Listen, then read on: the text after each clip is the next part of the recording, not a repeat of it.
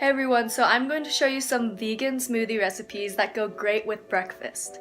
So the first one is pretty healthy. It has a cup of kale and a cup of spinach in it, so you get your leafy greens in, but it's not just like really bitter. It actually has a sweeter taste and a more nuttier taste because it also has some fruit and flax meal in it.